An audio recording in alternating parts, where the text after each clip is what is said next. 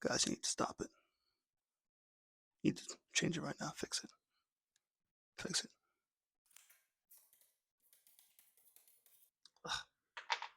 I hate how chalk feels. I'm going to have a hard time with some teaching. So, hello, class. Welcome to another session with Mr. B. Here's what we're going to be talking about today. Eggcorns. Mr. B, what's an eggcorn? So glad you asked. An eggcorn is when people say a phrase incorrectly, but it still makes sense in their head. It still has a similar meaning to its original intended purpose, but it's still wrong. Confusing definition. Let me give you an example.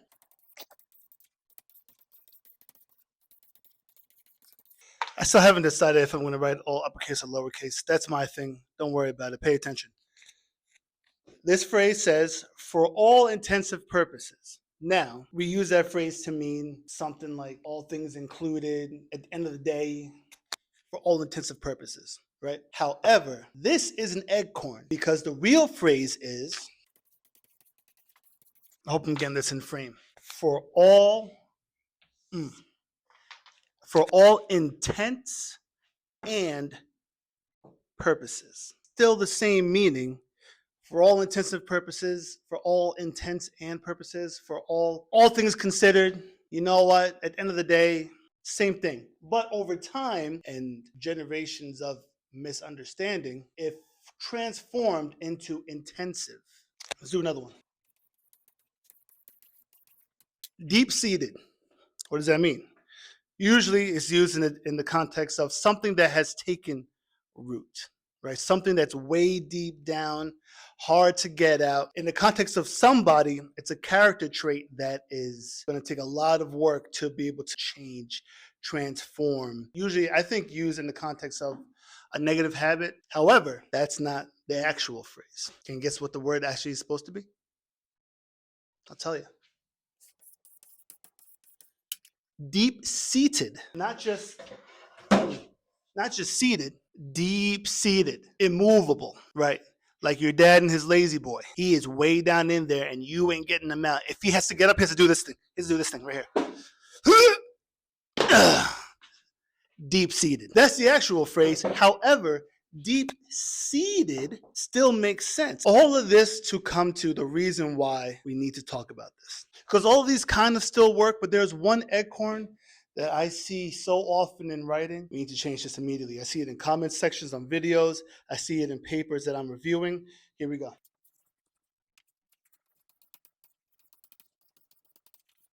What word goes here? What word goes in these blanks? If we're thinking of a hypothetical situation where the possibility of something happening would occur, or should occur, or could occur, what word goes here? Okay. Would have or could have. This is an understandable eggcorn. All right. I get it. But here's the problem. They sound exactly alike. And especially if English is not your first language, this is going to be tremendously difficult to wrap your head around. All right. Because English is crazy. It's an amalgamation of all different kinds of practices and languages. We borrow stuff from all over the world. We are the result of everything around us, a result of influences. Our language is a melting pot reflecting our country. We are a melting pot. That's one of our defining features, and we see evidence of it in our language. So, would have, I see all the time. That's wrong, because the word is have. It's possessive. The problem is this have is a contraction with should. So it becomes could have, it becomes could have. Could have. Same way, do and not form what contraction?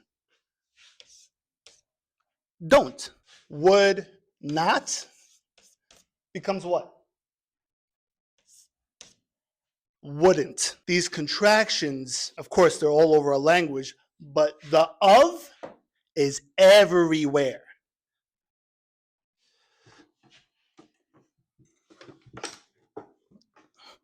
Guys, you need to stop it. You need to change it right now. Fix it. Fix it. Written language is language. You could say could of if you're speaking as long as you want. If you're writing this down, if you're writing this sentence, it is could have, would have, should have, but they are contractions. Could have with an apostrophe. Okay.